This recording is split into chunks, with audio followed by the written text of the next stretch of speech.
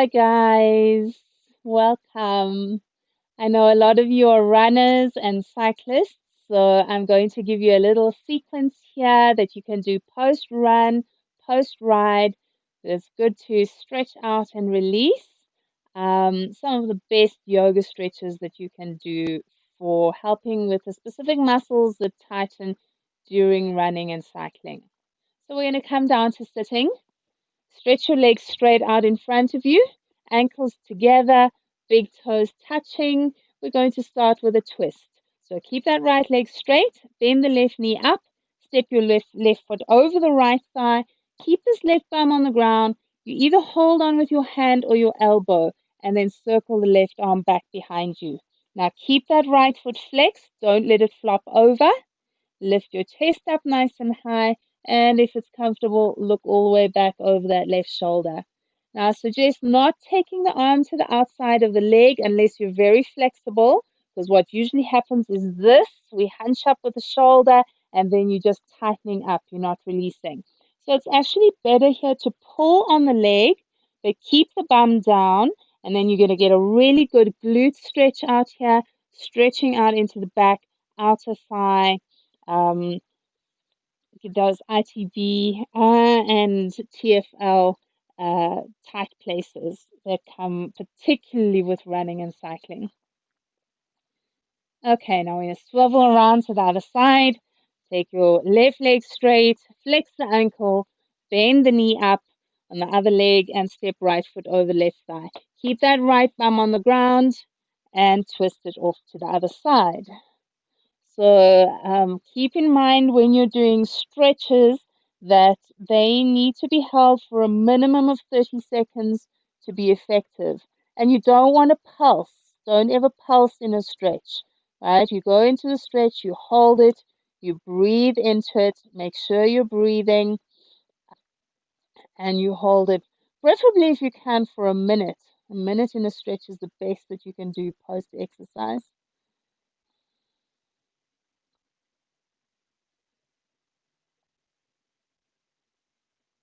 And then untwisting yourself. Always stretch the right leg out in front of you. And from here, we're going to come to cross ankles. So cross at the ankles, not the shins. Get those knees wider than your hips so the thighs point out at a diagonal. Bum stays on the floor, tipping onto your hands. Then letting those knees drop. And don't do this for the spine, right? Rounding your spine is just actually making your back tighter, making your groins tighter. So wherever you are, you want to be there with a flat back.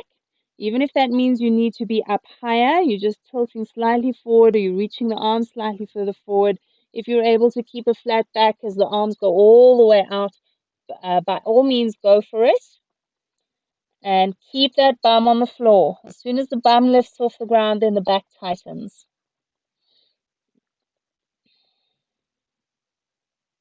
Okay, we'll bring the hands up. You change and cross the other leg in front and then tip onto your hands. So again, this is all good for releasing the glutes, releasing your back muscles, and we're going to get a little bit into, of course, inner thighs, hip flexors, backs of thighs, and also into the chest, right? Runners and cyclists have very tight chest muscles, fronts of shoulders. So this comes from us contracting all those muscles in the front of the body to get power to propel you forwards. So those are the ones you need to stretch and release after practice.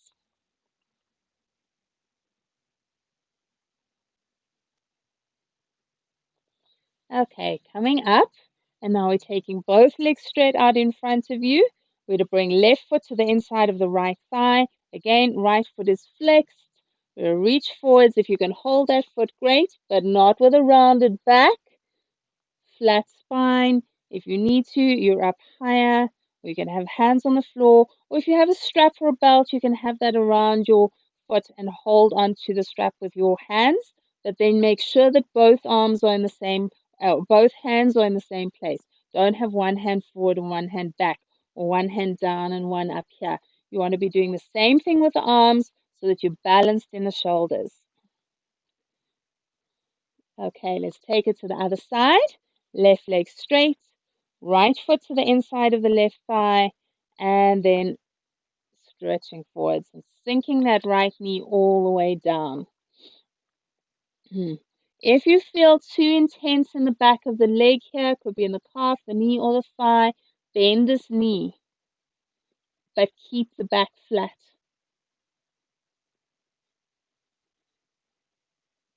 Keep sinking down with the backs of the thighs into the floor and stretching your chest forwards.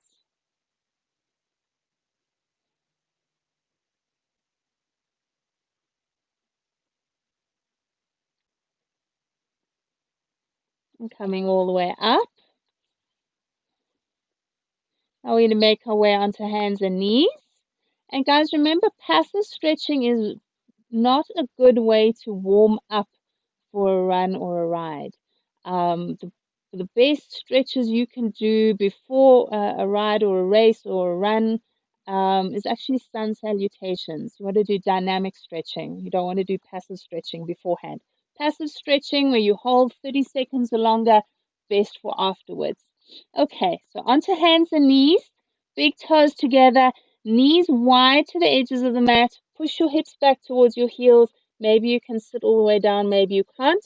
We're aiming for knees wider than the hips here. Slide your arms forward. Drop your forehead down. You can drop the elbows down or stretch the arms straight. And then we're going to take a twist. So you take your right arm under your chest, get the shoulder to the ground, turn your face in the direction of your right fingers. So right ears to the mat. And we hold it here. Your left elbow can drop to the floor or can be lifted. Just keep feeling heavy in the backs of the thighs and in that right shoulder. And it's quite normal to feel uncomfortable in the feet here and the tops of the feet. You think about when you run and when you ride, your foot is in that flexed position the whole time. So the tops of the feet and tops of ankles get really tight. So when we do this pose, often you really feel it in the shins and the tops of the feet. Okay, let's take the twist to the other side. Right arm forward, left arm under. Turning your head in the opposite direction. And then just getting really heavy through your whole body. And don't worry if your hips are up quite high, that's fine. So this is particularly good for your triceps, your shoulders, and for your upper back.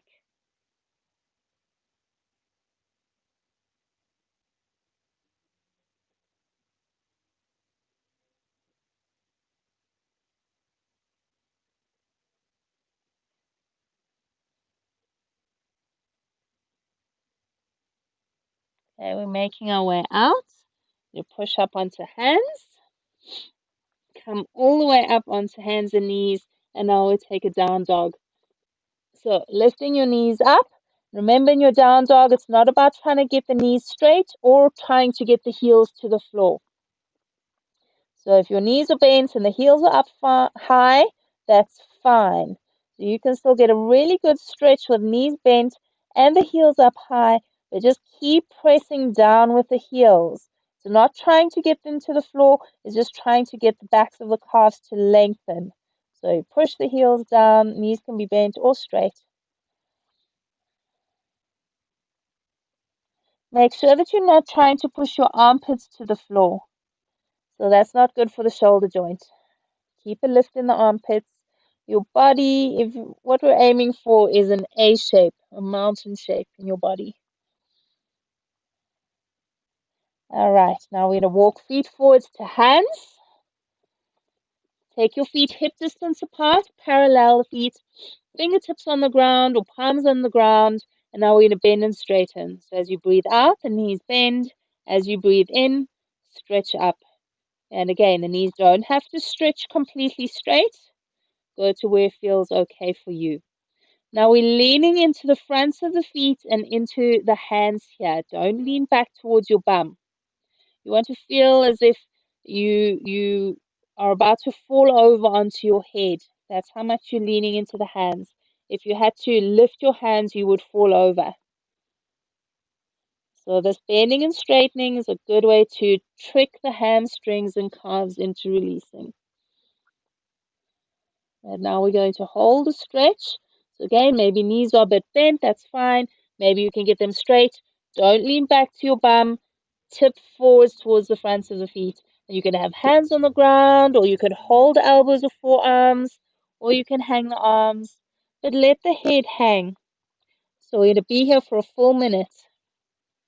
And if it becomes too intense, you do a few of those bending and straightening of the knees again. Relax your neck. Relax the shoulders. Soften the elbows. Soften the wrists. Relax your face muscles.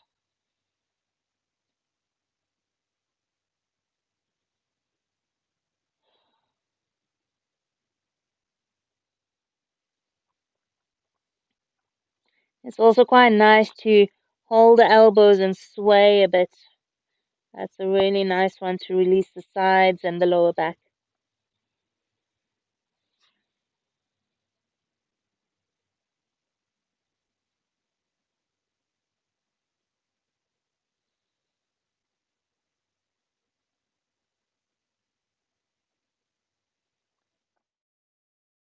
Okay, now we're going to take a lunge back.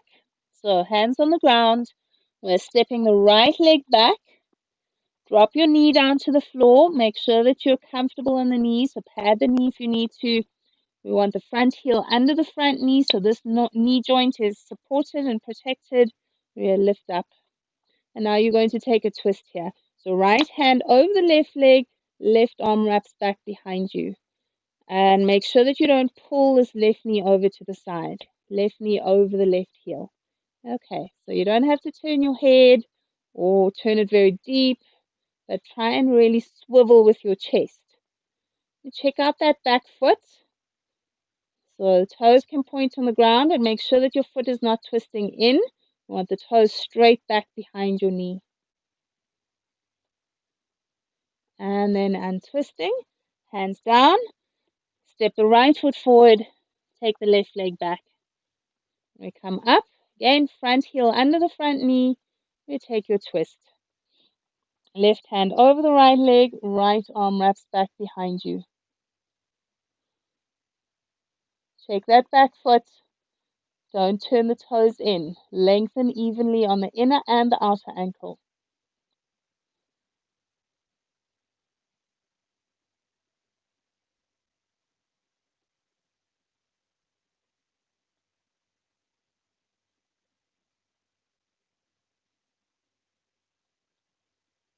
Okay, and twisting. Now from here, we're going to go into half splits. So the alignment is important. Get your left thigh and your left bum straight over your left knee. Don't have it back at an angle like that. Okay, directly over. And then we want to stretch this right leg straight. So you might be on your fingertips and you might be on your hands on your shin or palms on the ground. Now, just like our sitting stretches, we don't want to round the back here. We want to try and flatten the back. You round your back, and that tightens the inner groins more rather than releasing them. If the right knee is a little bit bent, that's fine, but flex this ankle. Keep the toes all the way up. And then the back foot behind you, toes can tuck under, or toes on the floor like my foot. Either is fine.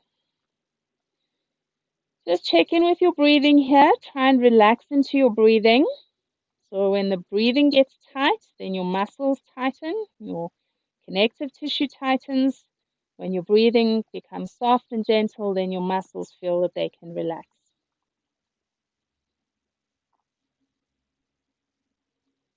And let's change it to the other side. So bringing the right knee down, take the left leg forward. Make sure the right hip and thigh are straight over that right knee. Again, you might be a little bit high on your shins. Another option is to have your hands on some kind of support. You can even have one support with your hands on one support.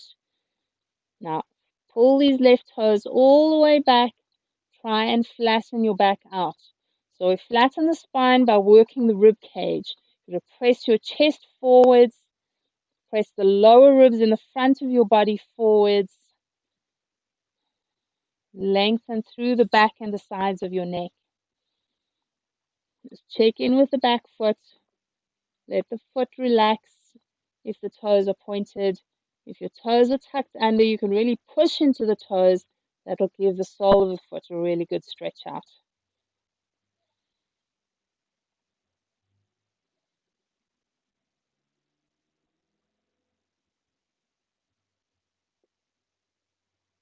Okay, now we're going to go back into a lunge. Take the hips forward. Get your front shin bone and heel directly under the front knee. So your alignment is important to help you release effectively. And now we're coming up. You reach your arms back behind you, interlace your fingers, stretch open your chest.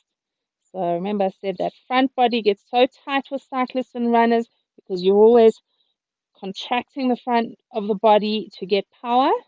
You've got to stretch out the shoulders. There's a lot of shoulder issues created in athletes, whether you're just doing your athletics for fun or professionally.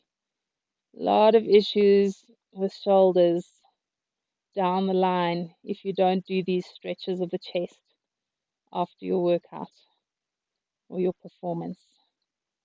All right, let's change it to the other side. So bring the left knee down, step the right foot forward, sink your hips forward, get the right heel under the right knee, reach your arms back behind you.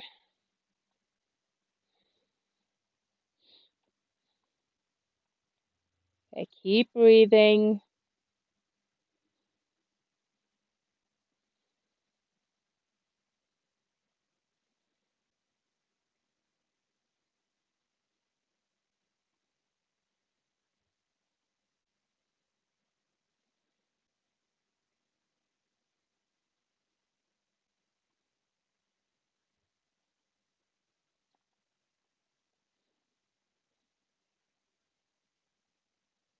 Okay, now we're going to do one last downwards facing dog.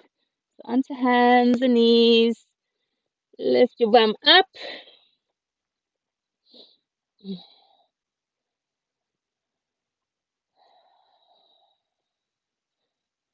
Step your feet forwards to your hands. Okay, now this is one we're going to do for a minute on each side. Right leg steps back. Turn the right heel in towards the left and flatten your heel onto the ground. So your back foot is at a 45-degree angle in that direction. Front foot toes straight forward, both knees straighten. If you can't touch the ground, it's hands on shins. Okay, so we're holding this for a minute. Really get into the calves.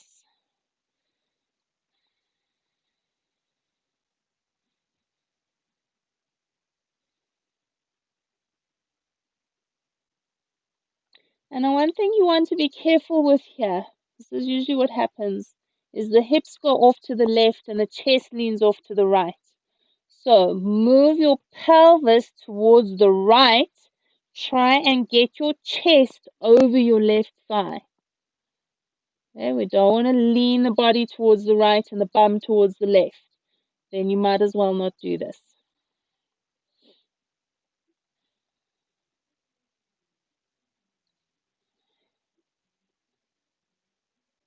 Okay, let's step that right foot forwards. We'll change, take the left leg back, turn the heel in a little bit, heels flat down onto the ground, stretch the right knee straight. Again, hands might be on shins. That's always different on each side. Maybe you're a little bit tighter in one hip or leg or on one side of the back. And then that will make the stretch and the posture different on each side. So again, here, don't lean your bum to the right and your chest off to the left. Try and get your chest over that right thigh and shin and move your hips to the left.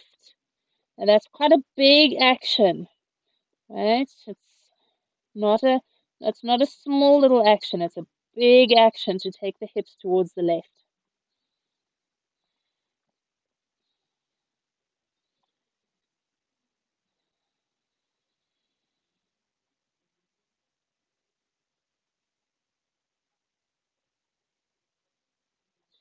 Okay, now we're going to walk hands around.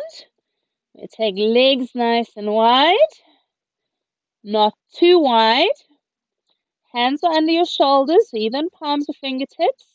And now turn the toes out very slightly, heels in slightly. We'll do some lunges side to side. So you bend one knee, other leg is straight.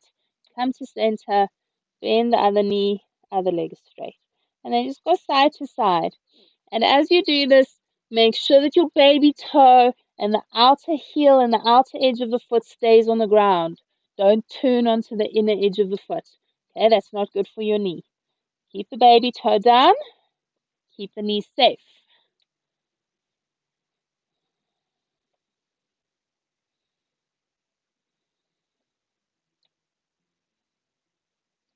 Okay, now we're going to hold it over to one side. And what you get with when the outer edge of the foot is down, you get that nice stretch on the outer ankle that pretty much all sports people really need to stretch out really often. And then taking it over to the other side.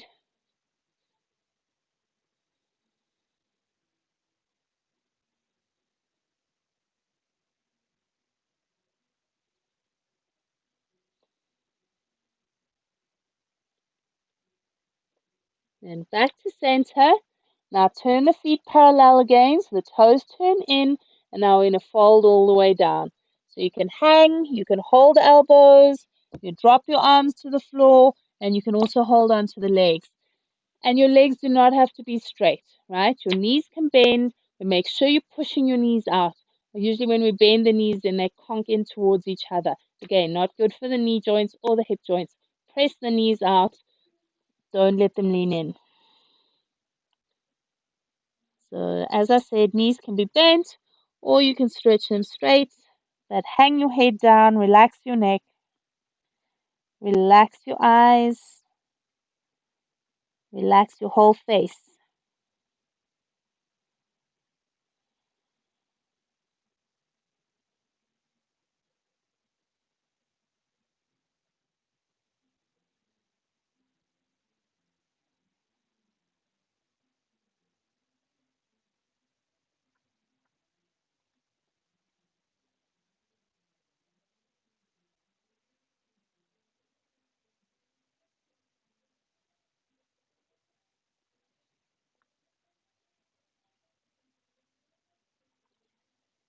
And then rolling yourself all the way up.